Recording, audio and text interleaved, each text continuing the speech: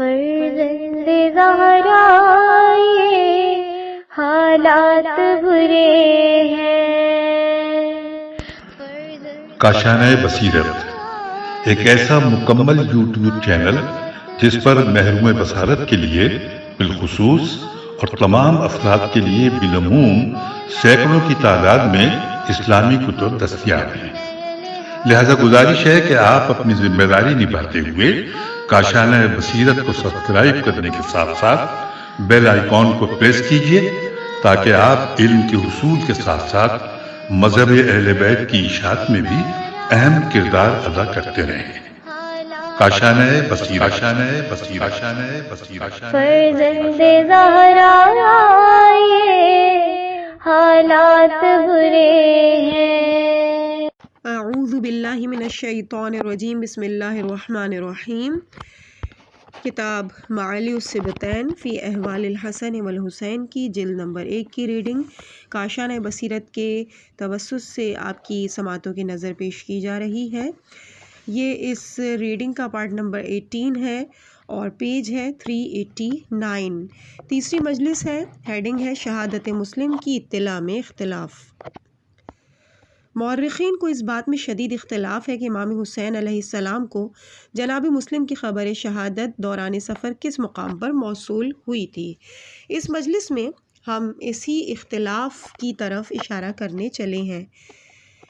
نفس المحموم میں ابن قتیبہ دینوری کے حوالے سے لکھا ہے کہ جب امام حسین علیہ السلام مقام زرود سے روانہ ہوئے تو راستے میں آپ کو کوفہ کی طرف سے آتے 2 شخص ملے اور آپ نے ان سے کوفے کے حالات پوچھے۔ انہوں نے بتایا کہ جب ہم کوفے سے روانہ ہوئے تھے اس وقت بچوں نے جناب مسلم اور جناب ہانی کے پاؤں میں رسی ڈالی ہوئی تھی اور کوفے کی گلیوں میں دونوں لاشوں کو لیے پھر رہے تھے۔ آپ نے انا للہ و انا الیہ راجعون پڑھا اور فرمایا ہم اپنا حساب اللہ کی بارگاہ میں پیش کریں گے۔ لہوف میں ابن طاؤس نے لکھا ہے کہ جب امام حسین علیہ السلام مقام زبالہ پر پہنچے تو آپ کو جناب مسلم کی خبر شہادت ملی۔ آپ نے اپنے تمام ساتھیوں کو یہ اطلاع دی۔ اس اطلاع اور آپ کی خاموشی کو دیکھ کر آپ کے ساتھ مکے سے چلنے والے وہ لوگ جو غنیمت اور دولت کی غرض سے چل رہے تھے ان کی واضح اکثریت نے آپ کا ساتھ چھوڑ دیا۔ آپ کے اہل بیت، آپ کے مخلص ساتھی اور کچھ دیگر افراد بچ رہے۔ اسی مقام پر اہل حرم میں جناب مسلم کی شہادت پر ماتم ہوا اور خیام سے کافی دیر تک گریہ و بکا کی فلک دوز صدائیں بلند ہوتی رہیں۔ یہیں آپ کی ملاقات معروف شاعر فرزدق سے ہوئی اور فرزدق کے جواب میں آپ نے یہ اشعار پڑھے۔ اگرچہ دنیا کو بہت ہی عمدہ سمجھا جاتا ہے لیکن اللہ کے ثواب کا گھر انتہائی اعلیٰ اور عمدہ ہے۔ اگر یہ جسم موت ہی کے لیے بنائے گئے ہیں تو پھر راہ خدا میں انسان کا قتل ہو جانا ہی بہترین موت ہے۔ اگر تقسیم رزق اللہ کی طرف سے ہے اور اس کی مقدار معین ہے تو انسان کا حصول رزق میں کم سے کم تر حرص کرنا ہی اچھا ہے۔ اگر مال و دولت صرف اسی لیے ہی جمع کیا جاتا ہے کہ اسے یہیں چھوڑ دیا جائے تو پھر انسان ایسے مال پر کیوں بخل کرتے ہیں جو انہیں بہر صورت چھوڑ کر جانا ہے۔ حبیب السیر میں ہے کہ جب امام حسین علیہ السلام مقام زبالہ پر پہنچے اور آپ کو عمر ابن سعد کا خط ملا جس میں جناب مسلم اور جناب ہانی کی خبر شہادت دی گئی تھی اور اس میں بتایا گیا تھا کہ چونکہ جناب مسلم نے دم آخر مجھ سے یہ خواہش کی تھی کہ آپ کو اس کی شہادت سے مطلع کر دوں اس لیے میں نے اپنی وصیت پوری کر دی۔ شیخ مفید نے لکھا ہے کہ جب آپ مقام زبالہ پر پہنچے تو آپ کو جناب مسلم، جناب ہانی اور جناب عبداللہ ابن قطیر کی خبر شہادت موصول ہوئی۔ اس مقام پر آپ نے اہل کوفہ کا شکوہ کیا اور اپنے ساتھ آنے والوں سے فرمایا جو شخص اپنی گردن پر تلوار، اپنے سینے پر نیزے کی انی اور اپنے پہلو پر تیر برداشت کر سکتا ہو وہ ہمارے ساتھ چلے۔ ہمارے یہ سفر دنیاوی دولت کا نہیں بلکہ اخروی غنیمت کا ہے اور وہ شہادت ہے۔ آپ کا یہ ارشاد سن کر مکہ اور راستے سے لالچ کی خاطر آنے والے بکثرت واپس چلے گئے۔ طریحی نے منتخب التواریخ میں لکھا ہے کہ آپ نے اپنے ساتھ آنے والوں سے فرمایا کہ آپ لوگوں میں جو شخص تلوار کی حدت، نیزے کی شدت اور تیر کی دھمک برداشت کر سکتا ہے ہمارے ساتھ چلے، اور جو ایسا نہ کر سکے وہ واپس چلا جائے۔ آپ کا یہ ارشاد سن کر آپ کے ساتھ راستے اور مکے سے شامل ہونے والوں کی اکثریت صحرا میں بکھر گئی۔ بہار میں ہے کہ اس کے بعد آپ سوئے کوفہ روانہ ہوئے۔ راستے میں آپ کو طرماح ابن حکم ملا۔ طرماح کہتا ہے کہ امام حسین سے ملا اور عرض کی کہ مجھے ایک مرتبہ لامحالہ واپس اپنے گھر جانا پڑتا ہے، آپ کوفے نہ جائیں۔ آپ کا راستہ روکنے کی خاطر اس وقت کوفے میں اور بھی کسی کو نہیں جانے دیا جا رہا، ہو سکتا ہے کہ آپ اپنے بلانے والوں تک نہ پہنچ پائیں۔ ہم بہت کچھ سن چکے ہیں، اموی گورنر کے ارادے آپ کے لیے اچھے نہیں ہیں۔ آپ میرے ساتھ میرے قبیلے میں تشریف لے آئیں۔ آجا کے متعلق آپ کو اچھی طرح معلوم ہے، انتہائی محفوظ پناہ گاہ ہے۔ اگر آپ نے جنگ کرنا چاہی تو میرے قبیلے کے 20,000 تلواریں آپ کے ساتھ ہوں گی۔ آپ کے بعد ہمیں فرزند رسول نہ ملے گا۔ آپ نے مجھے جواب دیا کہ طرماح، اللہ تجھے اور تیری قوم کو جزائے خیر دے۔ میرا ارادہ جنگ کرنے کا نہیں، اگر یہ ارادہ ہوتا تو میں سامان جنگ سے لیس ہو کر مدینے سے سفر کرتا، ان مستورات کو لے کر کوفے کی طرف نہ آتا۔ ایک وعدہ ہے جسے پورا کرنا ہے، اگر اہل کوفہ نے وفا کی تو ٹھیک ہے، ورنہ کامرانی اور شہادت تو ہم سے کوئی نہیں چھین سکتا۔ میں نے عرض کیا، اے فرزند زہرا، اللہ جن و انس کا شر آپ کی ذات سے دور رکھے، مجھے کوفے سے اپنے اہل کے لیے کچھ لے جانا ہے۔ میں کوفے سے سب لے کر اپنے اہل کو پہنچا کر انشاءاللہ آپ کے ساتھ چلوں گا اور آپ کے انصار سے بنوں گا۔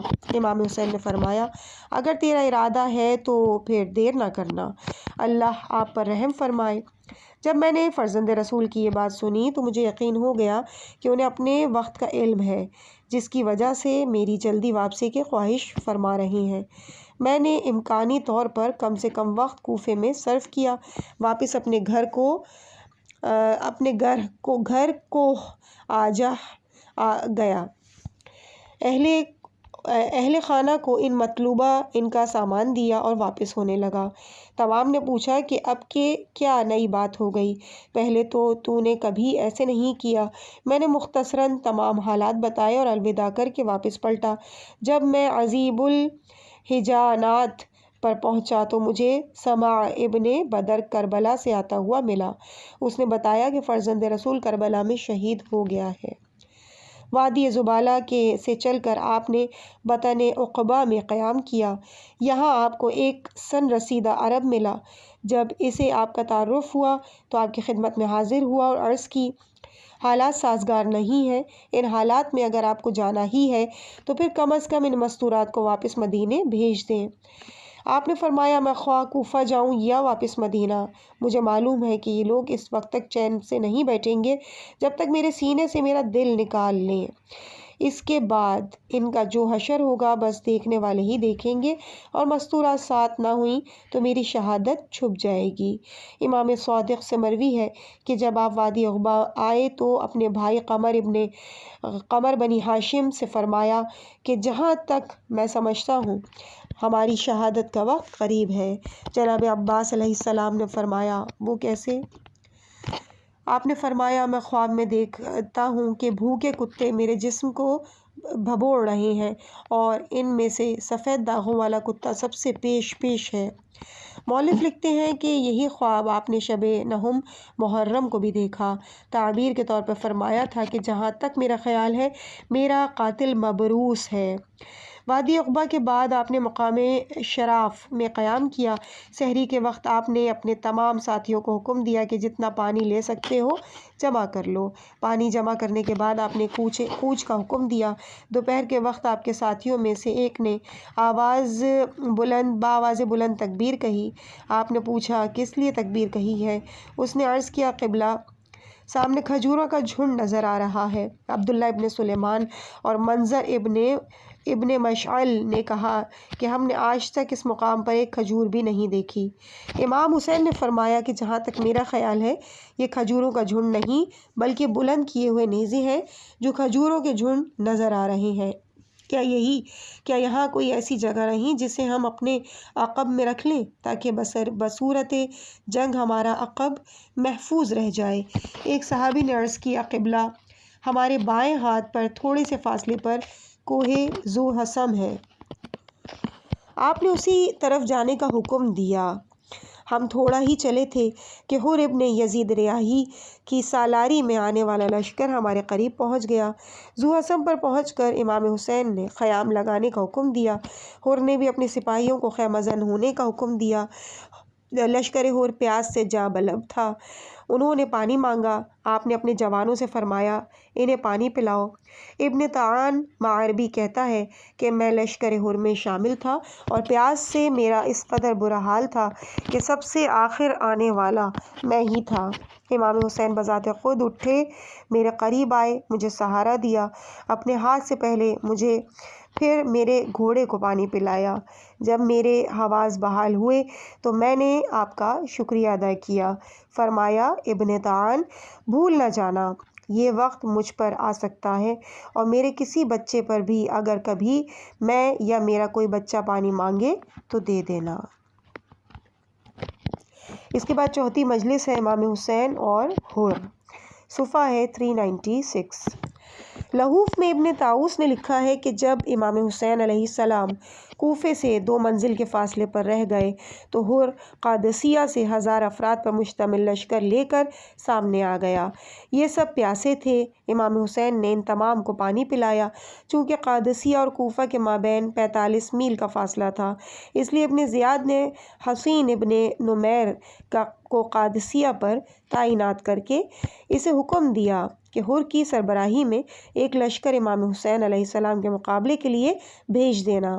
حر مقام ذی حسم پر 2 پہر کے وقت پہنچا۔ آپ کے خیام کے مقابلے میں ڈیرے ڈال دیے۔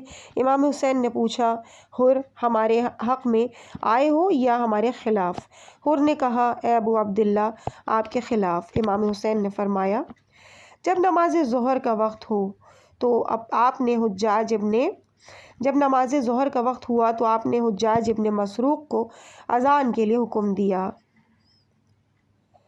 جب اذان ہو گئی تو حر اپنے تمام لشکر کے ساتھ آپ کی اقتداء میں نماز پڑھنے آ گیا۔ امام حسین نے عباء نبوی اوڑھی اور جا نماز پر آ کر فرمایا، اما بعد، دیکھو میں تمہارے پاس از خود نہیں آیا، تم لوگوں نے میرے پاس خطوط بھی بھیجے اور پیغمبر بھی، جن میں آپ نے مطالبہ کیا کہ ہم یزید جیسے شخص کو مسند رسالت پر بیٹھا ہوا دیکھنا گوارا نہیں کر سکتے۔ ہم نے اس کی بیعت نہیں کی، آپ آئیں تاکہ ہم اپنے دین اور دنیا کی فلاح کی خاطر آپ کی اقتداء کریں۔ تم لوگوں نے میرے ساتھ ہر قسم کے تعاون کا وعدہ کیا اور تمہاری تمام تحریریں میرے پاس موجود ہیں۔ اگر تو تم لوگ اپنے وعدے پر قائم ہو تو دیکھ لو، میں آ گیا ہوں، اور اگر تم نے فیصلہ بدل دیا ہے اور میرا آنا تمہارے لیے ناگوار ہے تو کوئی بات نہیں، میں جہاں سے آیا ہوں واپس پلٹ جاؤں گا۔ تمام حاضرین کو چپ سی لگ گئی، کسی نے جواب نہ دیا۔ آپ نے مؤذن سے فرمایا، اقامت کہو۔ جب اقامت ہو چکی تو آپ نے حر سے فرمایا، کیا تو اپنے ساتھیوں کے ساتھ علیحدہ نماز پڑھے گا؟ حر نے کہا، نہیں، نماز تو ہم سب آپ ہی کی اقتداء میں پڑھیں گے۔ امام حسین علیہ السلام کی اقتداء میں نماز پڑھنے کے بعد حر اپنے خیام سے چلا گیا اور امام حسین اپنے خیمے میں تشریف لائے۔ چونکہ وہاں کوئی سایہ نہ تھا، اس لیے جن لوگوں کے لیے قیام میں گنجائش نہیں تھی وہ اپنے اپنے گھوڑے کے سائے میں بیٹھ گئے۔ جب عصر کا وقت ہوا تو آپ نے نماز عصر ادا کی۔ ایک مرتبہ پھر لشکر حر سے مخاطب ہو کر فرمایا، اما بعد، اے لوگوں، اگر تم لوگ حق اور اہل حق کی پہچان رکھتے ہو تو ذات احدیت کی خوشنودی کے لیے زیادہ بہتر ہوگا۔ ہم اہل بیت محمد ہیں، اگر تم لوگ ہمارے ساتھ چلو تو ہم یقیناً تمہیں گمراہی سے بچا لیں گے، تم پر ظلم نہیں ہوگا، امیر و غریب کے مابین عدل ہوگا۔ لیکن اگر تم لوگ ہمیں اور حق کو پہچاننے سے انکار کر دو اور جو کچھ پہلے تم لکھ چکے ہو اس سے منحرف ہو چکے ہو تو کوئی مجبوری نہیں ہے، میں واپس چلا جاؤں گا۔ حر نے کہا، بخدا، مجھے کچھ نہیں معلوم، اگر آپ کو کہ آپ کو کیا لکھا گیا ہے، کب لکھا گیا ہے اور کس نے لکھا ہے۔ امام حسین علیہ السلام نے عقبہ ابن سمعان سے فرمایا خطوط کے دونوں تھیلے اٹھا لاؤ۔ عقبہ دونوں تھیلے اٹھا کر لایا۔ امام حسین نے دونوں تھیلوں سے اہل کوفہ کے تمام خطوط نکال کر اپنے سامنے پھیلا دیے اور فرمایا یہ دیکھ لو، یہ سب خطوط تمہارے ہیں۔ حر نے کہا اے ابا عبداللہ، میرے ساتھ جتنے بھی افراد ہیں ان میں سے کوئی بھی ایسا شخص نہیں جس نے آپ کو دعوت دی ہو، اور نہ ہی ہم ان لوگوں کو جانتے ہیں جنہوں نے آپ کو دعوت دی ہے۔ ہمیں تو صرف یہ معلوم ہے کہ ہمیں یہ حکم دیا گیا ہے کہ ہم اس وقت تک آپ سے جدا نہ ہوں جب تک آپ کو کوفے میں ابن زیاد کے سامنے پیش نہیں ہو جاتے۔ امام حسین نے فرمایا حر میرے ابن زیاد کے سامنے کوفہ جانے کی نسبت موت تجھ سے زیادہ قریب ہے۔ پھر آپ نے اپنے ساتھیوں کو حکم دیا اٹھو اور سوار ہو جاؤ۔ سب لوگ اپنی اپنی سواری پر سوار ہوئے۔ جب مستورات بھی سوار ہو گئیں اور آپ واپس لوٹنے لگے تو حر نے اپنے سپاہیوں کو راستہ روکنے کا حکم دیا۔ لشکر حر امام حسین اور واپسی کے راستے میں حائل ہو گیا۔ امام حسین نے فرمایا اے حر، تیری ماں تیرے ماتم میں بیٹھے، بتا تو کیا چاہتا ہے؟ حر نے کہا اے فرزند رسول، آپ کی ماں زہرا سلام اللہ علیہا دختر رسول نہ ہوتی تو میں بھی آپ کو انہی الفاظ سے جواب دے سکتا تھا، لیکن ہماری مجبوری ہے۔ امام حسین نے فرمایا بھلا بتا تو صحیح کہ تو کیا چاہتا ہے؟ حر نے کہا میں آپ کو ابن زیاد کے پاس لے چلوں گا۔ امام حسین نے فرمایا بڑا مشکل ہے۔ جب حر نے دیکھا کہ فرزند رسول کسی قیمت پر ابن زیاد کے پاس جانے پر تیار نہیں تو اس نے کہا پھر ایسا کیجئے، ایسی راہ پر چلیں جو نہ تو آپ کو کوفہ لے جائے اور نہ واپس مدینہ۔ میں ابن زیاد کو اطلاع بھجواتا ہوں، حکم ثانی تک آپ کسی تیسری راہ پر چلیں۔ چنانچہ امام حسین علیہ السلام نے قادسیہ اور عزیب کی راہ میں ہٹ کر بائیں جانب کا راستہ اختیار کیا اور حر ساتھ ساتھ چلنے لگا۔ راستے میں حر نے کہا اے فرزند رسول، اگر آپ نے جنگ کی تو آپ شہید ہو جائیں گے۔ امام حسین نے فرمایا کہ موت نہ تو کوئی نئی چیز ہے اور نہ ہی ڈرنے والی چیز، البتہ تمہیں اپنے اس انجام کو پیش نظر رکھنا چاہیے جس سے تم لوگ میری شہادت کے بعد دوچار ہوگے۔ امام حسین اپنے ساتھیوں سے مخاطب ہوئے اور فرمایا تم میں سے کوئی شخص اس راہ سے واقف ہے؟ ترماح ابن حکم نے عرض کیا میں جانتا ہوں۔ آپ نے فرمایا تو پھر آگے چلو۔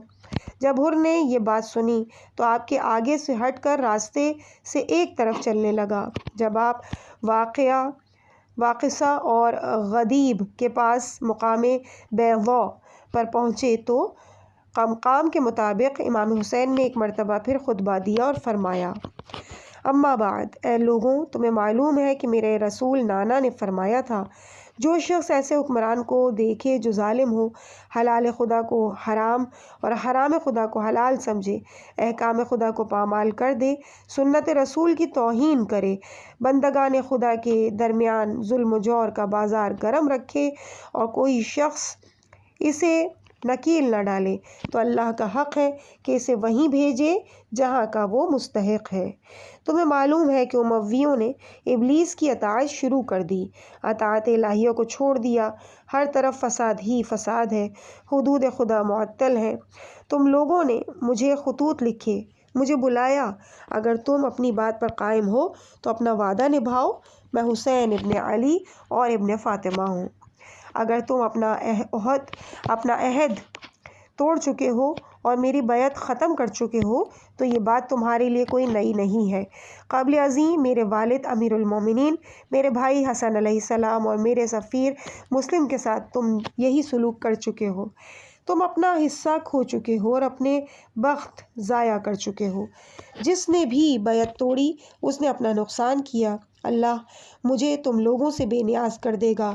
والسلام علیکم ورحمۃ اللہ وبرکاتہ۔ پھر آپ وہاں سے روانہ ہوئے۔ عزیب الحجانات پہنچے تو نافع ابن ہلال کی معیت میں کوفہ سے 4 افراد ترماح ابن عدی کی رہنمائی میں آئے۔ حر نے انہیں گرفتار کرنا چاہا۔ امام حسین نے فرمایا اپنا وعدہ یاد کرو، یہ میرے ساتھی ہیں اور وعدے کے مطابق تم میرے کسی ساتھی کو گرفتار نہیں کر سکتے اور نہ واپس۔ امام حسین نے ان سے پوچھا اہل کوفہ کا کیا حال ہے؟ مجھے ابن عبداللہ نے جواب دیا ان کے دل آپ کے ساتھ اور تلواریں آپ کے خلاف ہیں۔ آپ نے پوچھا میرے نامہ برادر عبداللہ ابن القطیر کا کیا بنا؟ اس نے عبداللہ کا تمام حال بیان کر دیا۔ امام حسین عبداللہ ابن القطیر کا حال سن کر رو دیے اور جناب عبداللہ کے لیے دعائے خیر کی۔ اس کے بعد عبداللہ ابن مجمع نے وہ پیشکش کی جو سابقاً تفصیل سے بیان کی جا چکی ہے۔ عزیب الحجانات کے بعد آپ قصر ابن مقاتل میں آئے۔ یہاں آپ کو عمر ابن قیس اور اس کا چچا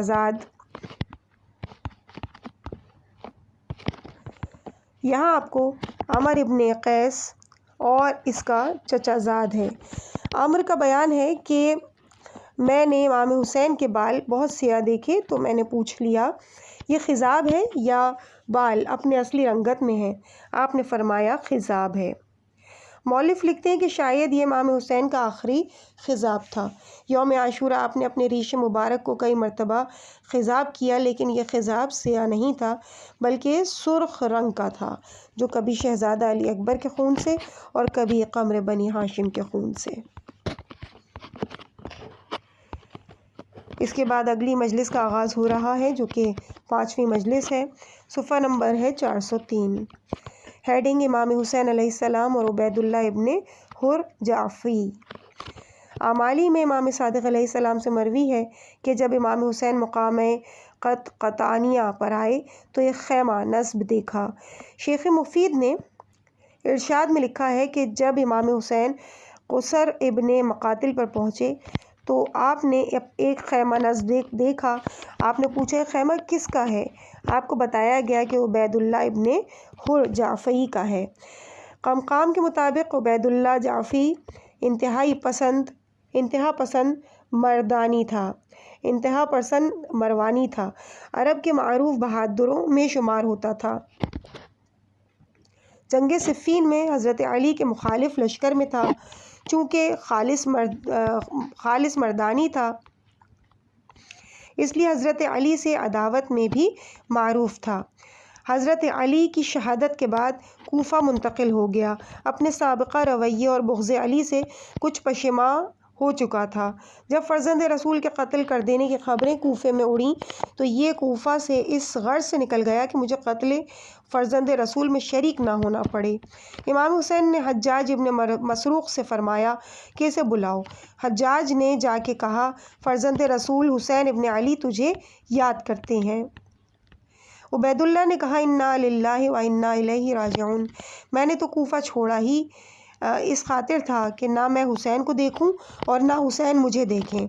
حجاج نے آ کر امام حسین کو اس کے جواب سے مطلع کیا۔ یہ سن کر امام حسین اپنے انصار اور بیٹوں کو لے کر اس کے پاس خود تشریف لے گئے۔ جب اس نے امام حسین کو دیکھا تو اٹھ کر تعظیم کی، اپنی مسند پیش کی، امام حسین کے ہاتھوں اور قدموں کا بوسہ لیا۔ امام حسین نے اسے اپنے ساتھ شامل ہونے کی دعوت دی۔ عبید اللہ نے جو بات حجاج سے کہی تھی وہی بات دہرا کر معذرت چاہی۔ امام حسین نے فرمایا بندہ خدا، تجھے معلوم ہے کہ تو کتنا مجرم ہے۔ میں چاہتا تھا کہ تیرے سابقہ گناہوں کی تلافی ہو جائے اور میرے نانا تیری شفاعت کو نندہ بن جائے۔ عبید اللہ نے کہا اے فرزند رسول، یقین کیجیے اگر میں نے آپ کا ساتھ دیا تو یقیناً میں صف اول میں ہوں گا، اور میں اب نہ تو آپ کی موافقت کرنا چاہتا ہوں اور نہ ہی آپ کی مخالفت۔ آپ ایسا کریں کہ میرا گھوڑا لے جائیں، میں جب کبھی اس پر سوار ہوا ہوں ناکام نہیں لوٹا۔ امام حسین نے اس شخص سے منہ پھیر لیا اور فرمایا اب ہمیں نہ تیری اور نہ تیرے گھوڑے کی ضرورت ہے، میں کسی گم گشتہ راہ کو اپنا ساتھی نہیں بناتا، البتہ ایک بات یاد رکھنا کہ یہاں سے دور چلا جا، اتنا دور کہ جب ہم غربت کے وقت داد رسی کے لیے فریاد کریں تو ہماری آواز تیرے کانوں پر نہ پڑے۔ جن نے بھی ہماری اس فریاد کو جس نے بھی ہماری اس فریاد کو سن کر لبیک نہ کہی، اللہ اسے اوندھے منہ جہنم میں ڈالے گا۔ یہ فرما کر آپ اٹھے اور واپس چلے آئے۔ عبید اللہ کے بعد کے حالات سے معلوم ہوتا ہے کہ یہ شخص اپنے اس کیے پر پشیمان رہا اور کفِ افسوس ملتا رہا۔ اس سلسلے میں اس نے چند اشعار کہے، ان میں سے ایک شعر ملاحظہ فرمائیے: جن لوگوں نے امام حسین کی نصرت کی کامیاب ہو گئے، ان کے مقابل آنے والے منافقین ناکام اور رسوا ہو گئے۔ تاریخ سے معلوم ہوتا ہے کہ امام حسین کی شہادت کے بعد یہ شخص سب سے پہلا زائر مظلوم کربلا ہے، کیونکہ شہادت فرزند رسول کے بعد ابن زیاد نے تمام اشراف کوفہ کو ایک ایک کر کے بلایا۔ ان میں عبید اللہ موجود نہ تھا۔ چند دن گزر جانے کے بعد عبید اللہ ابن زیاد کے پاس آیا۔ ابن زیاد نے پوچھا، تو کہاں تھا؟ عبید اللہ نے کہا کہ بیمار تھا۔ ابن زیاد نے کہا، تیرا دل بیمار تھا یا جسم؟ عبید اللہ نے کہا، میرا دل کبھی بیمار نہ ہوا اور اب جسم بھی بفضل خدا تندرست ہے۔ ابن زیاد نے کہا، تو جھوٹ بول رہا ہے، تو ہمارے دشمن کے ساتھ تھا۔ عبید اللہ نے کہا، تو بھی غلط کہہ رہا ہے، اگر میں تیرے دشمن کے ساتھ ہوتا تو بھلا میں کب چھپا رہ سکتا تھا؟ تو اچھی طرح جانتا ہے کہ میں چھپ کر رہنے والوں میں سے نہیں۔ ابن زیاد دوسری مصروفیات میں مشغول ہو گیا۔ عبید اللہ نے موقع غنیمت جانا اور آہستہ سے کھسک لیا، باہر آ کے گھوڑے پر بیٹھا اور باہر نکل گیا۔ کچھ دیر بعد ابن زیاد متوجہ ہوا تو اس نے دیکھا کہ عبید اللہ نہیں ہے۔ اس نے پوچھا کہ ابن حر کہاں گیا ہے؟ درباریوں نے بتایا، ابھی ابھی باہر نکلا ہے۔ ابن زیاد نے تھانے داروں سے کہا، اسے میرے پاس لاؤ۔ تھانے دار چند سپاہیوں کو لے کر عبید اللہ کے تعاقب میں آیا اور کہا کہ ابن زیاد بلا رہا ہے۔ عبید اللہ نے کہا، اسے جا کے کہہ دو بصورت اطاعت اب میرا آنا ناممکن ہے۔ اس کے بعد یہ شخص مدائن کی طرف چلا۔ راستے میں کربلا آیا، ذریت رسول کی بے گور و کفن لاشیں دیکھیں، ان کی غربت اور مظلومی پر مرثیہ خوانی کی۔ پھر یہ شخص مختار کے ساتھ قاتلین امام حسین کے انتقام کے لیے شامل ہو گیا۔ مختار نے اسے ابراہیم ابن مالک اشتر کے ساتھ بھیجا۔ ابراہیم نے کہا کہ مجھے عبید اللہ سے خطرہ ہے، کہیں یہ مجھے دھوکہ نہ دے جائے۔ مختار نے کہا، اس سے اچھا سلوک رکھنا اور دولت کے معاملے میں بخل نہ کرنا۔ ابراہیم اپنے لشکر کے ساتھ روانہ ہوا۔ عبید اللہ اس کے ساتھ تھا۔ جب تک تکریت پہنچے تو ابراہیم نے کچھ پیسے تقسیم کیے۔ عبید اللہ کو ابراہیم نے 5000 بھجوائے۔ عبید اللہ غصے میں آ گیا اور کہا کہ تو نے خود 10,000 لیے ہیں اور مجھے کم دیا ہے، جبکہ میں کسی حیثیت سے تجھ سے کم نہیں ہوں۔ ابراہیم نے قسم کھا کے کہا کہ میں نے بھی اتنے ہی لیے ہیں جتنے آپ کو دیے ہیں، اگر آپ اتنے ہی ناراض ہیں تو میں اپنا حصہ بھی آپ کو ہی دے دیتا ہوں۔ چنانچہ ابراہیم نے اپنا 5000 بھی اسی کو دے دیا، لیکن اس نے اپنا معاہدہ توڑ دیا، اپنے ساتھیوں کو لے کر کوفے میں قتل و غارت کی، اطراف و نواح کی بستیوں میں بھی لوٹ مار مچائی اور بصرہ میں مصعب ابن زبیر کے پاس چلا گیا۔ جب مختار کو پتہ چلا تو اس نے اس کے گھر کے تمام مال و اسباب اٹھوا لیے، ان لوگوں میں تقسیم کر دیا کہ جنہیں اس نے لوٹا تھا۔ بعد ازاں جب اسے مصعب نے بھی حسب توقع خوش آمدید نہ کہا تو اس سے بھی دل برداشتہ ہو کر چھوڑ دیا اور شہادت مختار کے بعد کوفے میں ساری زندگی نصرت فرزند رسول پر کفِ افسوس ملتا رہا۔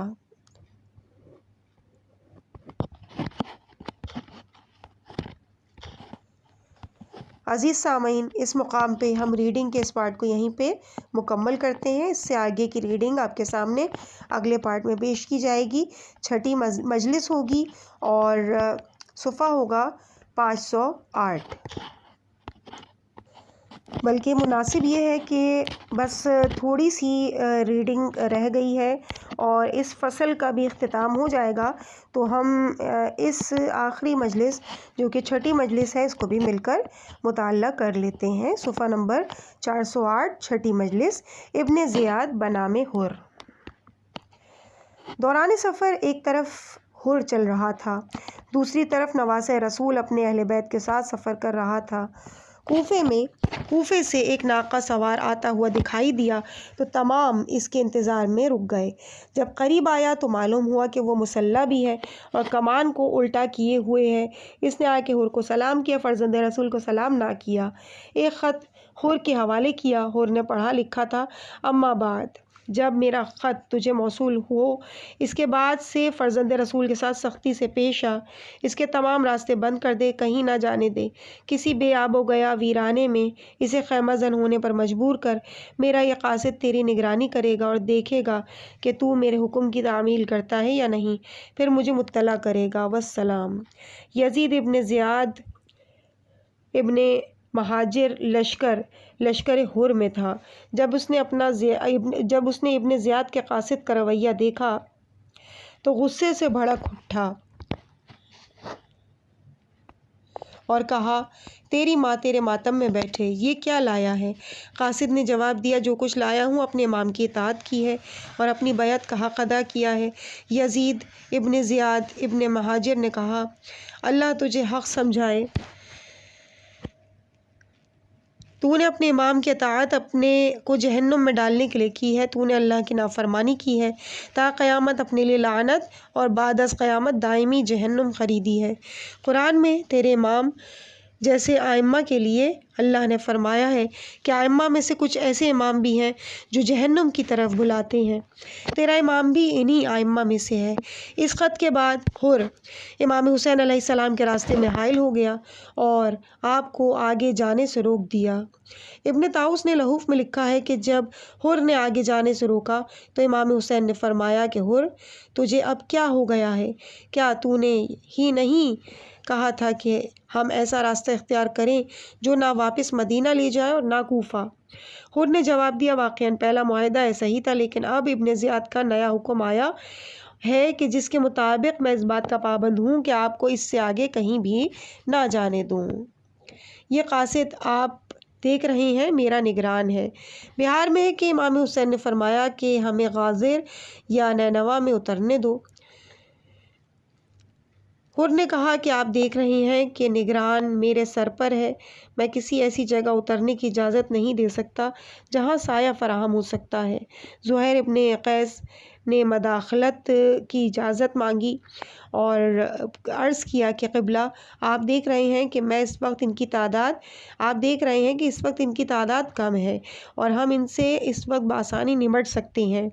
اگر انہیں مہلت مل گئی تو پھر ان کی امداد میں جو فوجیں آئیں گی ممکن ہے کہ ہم ان کا مقابلہ نہ کر سکیں، اگر آپ اجازت دیں تو انہیں ہم مار بھگائیں۔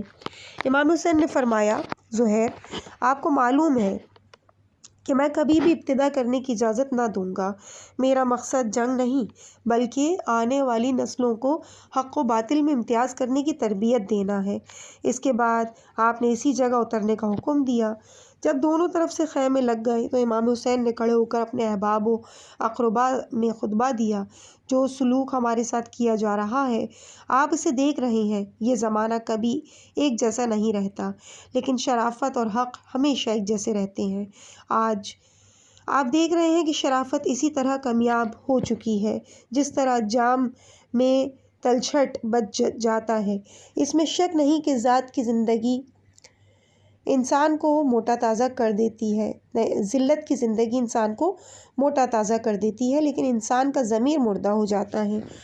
آج تم دیکھ رہے ہو کہ نہ تو حق پر عمل کیا جا رہا ہے اور نہ ہی باطل سے روکا جا رہا ہے۔ ان حالات میں ہر مومن کا حق ہے کہ دربار خالق میں پہنچنے کی امکانی کوشش کرے اور عزت کی موت کو سعادت اور ظالمین کے ساتھ زندگی کو ذلت سمجھتا ہو۔ زہیر ابن قیس نے آپ کی بات سن کر عرض کیا، اگر ہمیں اپنی زندگی کا یقین بھی ہوتا تو بھی آپ کے قدموں میں جان کا نذرانہ رکھنے سے ہرگز گریز نہ کرتے، اور اب جبکہ اس بات کا کوئی یقین نہیں کہ یہ ہماری روح کتنے دنوں تک ہمارے جسموں کا ساتھ دیتی ہے۔ بہار کے مطابق نافع ابن حلال بجلی نے کھڑے ہو کر عرض کیا کہ ابن رسول اللہ، آپ کو معلوم ہے کہ آپ کے جد بزرگوار کو بھی ایسے ہی حالات سے جو دوچار ہونا پڑا تھا، حضور اپنی محبت لوگوں کے دلوں میں نہ پیدا کر سکے تھے۔ آپ کے گرد منافقین نے گھیرا تنگ کر رکھا ہے۔ یہ لوگ حضور سے نصرت کا وعدہ کرتے تھے لیکن دل میں بغض رکھتے تھے اور بغض رسول کو شہد سے زیادہ شیریں سمجھتے تھے، حد سے زیادہ قسمیں کھاتے تھے، حتیٰ کہ ذات احدیت نے انہیں اپنے پاس بلایا اور ان کے بعد آپ کے والد محترم امیر المومنین علیہ السلام بھی انہی حالات سے دوچار رہے، ناقصین اور قاسطین سے جنگ کی، پھر ذات احدیت نے انہیں اپنے سایہ رحمت میں دنیا سے اٹھا لیا۔ اب آپ ہمارے درمیان ہیں، جو شخص آپ سے انحراف کرے وہ آپ کے اپنے سوا کسی کو نقصان نہیں دے گا۔ ہم حاضر ہیں، آپ جہاں چاہیں ہمیں لے جائیں اور جہاں چاہیں اپنے قدموں میں ہمارے سر ڈال دیں۔ ہم نہ تو اللہ کی قضا کو ناگوار سمجھتے ہیں اور نہ ہی دربار خالق میں حاضری کو ناپسند سمجھتے ہیں۔ جو شخص آپ کا دوست ہے ہمارا بھی دوست ہے، جو آپ کا دشمن ہے وہ ہمارا بھی دشمن ہے۔ لعوف کے مطابق آپ اٹھے، سوار ہوئے اور چلنے کا ارادہ کیا۔ جوں ہی آپ گھوڑے کو آگے بڑھاتے اور سامنے آ جاتا، اسی انداز کی رکاوٹ اور رفتار میں آپ کربلا تک پہنچ گئے۔ زہیر نے عرض کی، آقا آئیے کربلا میں خیمے لگا لیتے ہیں۔ دریائے فرات کا کنارہ، اگر ان لوگوں نے جنگ کی تو ہم بھی جنگ کریں گے۔ امام حسین نے جو ہی کربلا کا نام سنا تو فرمایا، اے اللہ میں کرب اور بلا سے تیری پناہ چاہتا ہوں۔